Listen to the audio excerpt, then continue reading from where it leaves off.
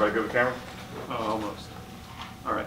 We've got head coach Brian Gregory. Coach, you can give us an opening statement and we'll take questions. I think you got to start off and give Joe a ton of credit. I think he did. They were ready to play. They changed up some things from just 2 weeks ago in terms of both coverages and offensive stuff, and really put us in a tough situation. We weren't ready for some of the stuff, and that's my fault. But give them credit. They played extremely hard, super aggressive in terms of attacking the basket. Got us on our heels there in that first half, and we got in some foul trouble as well.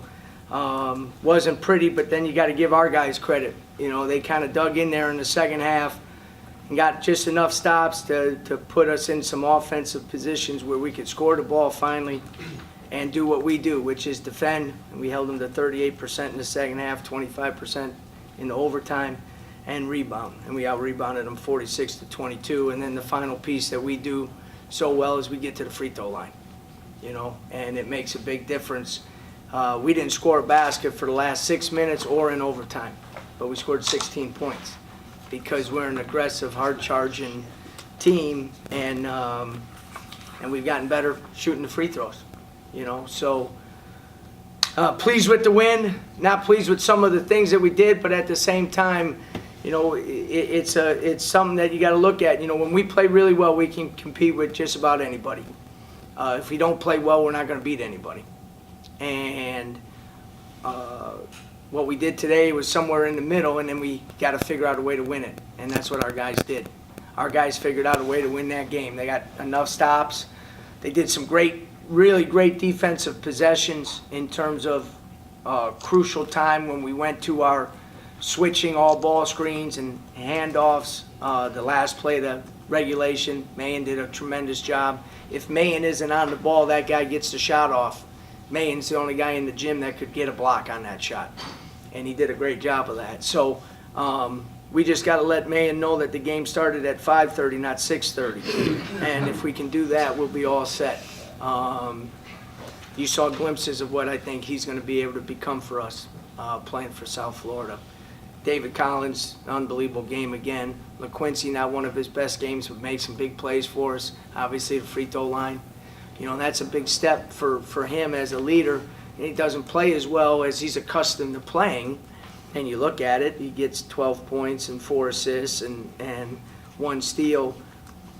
But he goes to the free throw line, he blocks all that out, and he makes 2 free throws. Big free throws for us, obviously, with 12 seconds to go. So, you know, it's a good step for us. It's a good win against a team that played extremely hard. You know, Williams was the freshman of the year last year. I think Gardner and Alexis will be neck and neck for freshman of the year this year. Fleming's been playing great for him as a senior. I give them a lot of credit. You know, very similar. Their team is very similar to what we were last year. You know, fight, and we just made enough plays to win the game today. Coach, can you talk about the defensive effort on Gardner? He got into early foul trouble, but he was pretty much a non-factor, and also Durr's rebounding. Yeah, I should have mentioned Michael. You know, because what gets lost is 1 for 5 from the field, but you know, he's as a freshman. To be honest with you, he's probably not supposed to score. You know, as much as I would like him to. But he gets 13 rebounds for us, 5 offensive rebounds, 8 defensive rebounds. I challenged those big guys, and they responded. We did not rebound well on Thursday night in Dallas, and we went out and won the war of the boards to 46-22 today. We dominated the glass, and Mike was phenomenal on the defensive end, and he guarded Gardner a lot, you know, which is a tough matchup for a 7-foot guy, and he did a good job on him. The thing with Fleming, Q got in foul trouble, so we had to switch David on to Fleming because Fleming could play for me. He's our kind of guy. He's a hard-charging, downhill drive and get to the foul line, tough kid. You know, he pokes at the ball. He got a couple big steals as well. You know, it's very similar to our guards, to be honest with you. So we had to move David onto him because I didn't want Q. We needed Q out there. And then we moved Q on to Williams. Williams hurt us in the first half as well. We did a great job on Williams in the second half because he didn't make a shot, I don't think. He was 4 for 4 from the 3 at halftime. He ended up 4 for 6. And we did a great job on Fleming in the second half with the switch up with David on him. So we should have had that matchups the first time, because the minute we switched it, Quincy did a great job on Williams, and David did an unbelievable job on Fleming in terms of keeping him in front. He didn't get into the lane like he did. And then the 5 or 6 possession that X had him, he did a great job as well, because X is really, really good at keeping guys out of the paint. You're figuring out ways to win, different ways to win. It's got to be just doing something for the collective confidence of these guys. Well, I always say confidence is created by work ethic.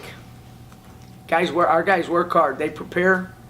We're in the February, and a wise old coach told me, you got to watch out for February, because guys start getting grinded up a little bit, and games come, and you play games, and then sometimes the worst thing to have is have a week off in that time, because then you get out of rhythm and out of rust, or get some rust on you. So our preparation is the same, but our guys have really bought into putting in the time, getting their bodies back after games, with recovery and rehab, all those things. We talk about living a disciplined life and being disciplined in our daily approach.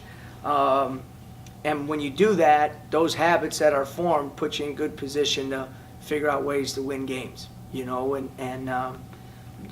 Obviously proud of the way the guys have done it. Our assistants made a great suggestion on our coverages, on the ball screen stuff.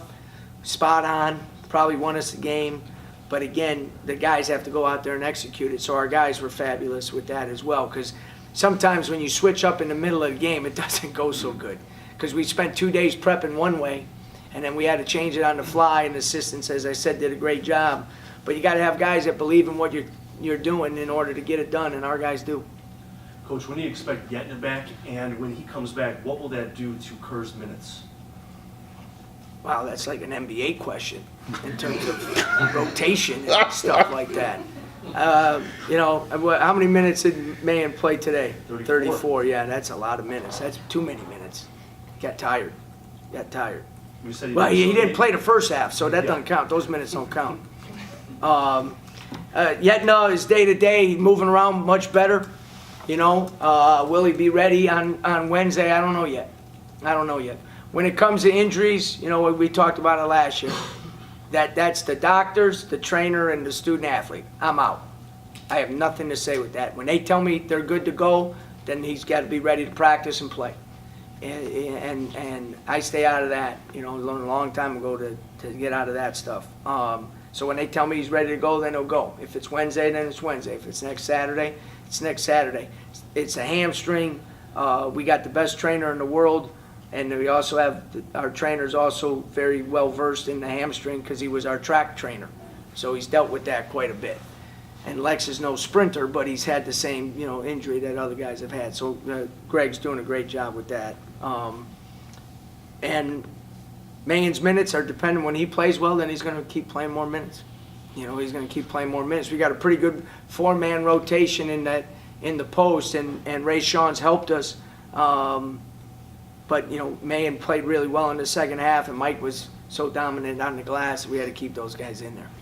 Coach, you had, after the SMU game, you guys had a planes, trains, and automobile adventure getting back here, and got back here really late. Can you talk a little bit about the staff that helps your players with their recovery? Because you had a short turnaround for this game, and it was overtime game. Yeah. So, and then we got the same thing. Guys they'll be in the coat tubs right now. Yeah, and again, it's all about the players buying into what we're trying to build here and how we got to do it. And the recovery and the rehab is every bit as important as watching film and getting in the gym, and we've been through it before. So, the next day after the game is a light day, walk through film, more mental focus and approach and game plan than, grind it up on the court. And then the day before the game, you got to get after it a little bit so the guys are sharp. But with Greg as our trainer and the staff that we have here, guys do a really good job of taking care of themselves. And there's nothing more important than sleep and the nutrition and rehydrating and all that. And every time I turn around, Greg's got more water and the drip drops and whatever the stuff they put in the water. whatever it is, but it seems to be working. Coach, now that this is behind you, you've gotten it out of the way, you've got a huge game with huge implications Wednesday night. Yeah, and the same thing, it's the most important game of the year because Because it's it's the the only next game we're game. playing. It's the next game. And we've been at that all year long. We're not going to change that philosophy. Today was the most important game that we played all year long. And I said, one of the challenges for our team was we've responded very well to, you guys aren't very good and you're not going to win a lot of games. And we got tough enough kids that they responded very well to that. Today was the first game where for a couple days everybody was telling them, hey, you're pretty good, and you guys are talking about postseason and stuff like that, and how did our guys respond? It's the first time. That's a different challenge, you know what I mean? And luckily we were tough enough in the second half to pull it out. So Wednesdays, I've always stated, I've never shied away from it. Those games mean a little more. They have to. They have to. Everywhere I've been at, we've had a rival, and that game has always meant a little more. And I think one of the things that we need to do as a program is we need to embrace that. I'm not sure it has been. I don't know. I just never got that feel. So that's something that's important to us. I know it's important to them. So we got to make it important to us that's a game that means a little bit more. It has to. It's a rivalry game. So we got to be ready to go. They're very good. They're very old, veteran team, savvy, experienced team, and you got to be on your top of the game if you're going to compete with them. Coach, you Yep. guys lost a few games because of free throw misses earlier on in the season. How much does it speak to how far this team has come that you guys basically won this game on free throws tonight? Well, like I said, I think one of the most important parts of our program is we really emphasize the development of the players even during the season. And we spend a lot of time with the guys, and my staff spends a lot of time with the guys, and the guys are bought into spending extra time working on their game. We'd much rather have our players better at the end of the year than me be able to diagram 3 new plays. Because the first way is going to help us win more games. And our guys have to buy into that. But those guys who spent, and as we've talked about free throws at length in this room, we adjusted a couple guys' free throws. I'm comfortable in doing that with a couple guys, but then they have to put in the time, and they've done that. But you can go down the list, and every one of our players is a better player today than they were when we opened up the season. And that doesn't happen all the time. That doesn't happen all the time. And that speaks volume for, again, I got an unbelievable staff, because one of the things when I hired these guys, we have to get players and we have to grow players. And those guys are great teachers of the game. And then you have to have guys that want to get better. And we talk about having some self-interest. I want guys, as long as that self-interest is aligned with us, be you but aligned with us, then it makes a world of sense, and you're starting to see it pay off. Anything else, Coach? All good?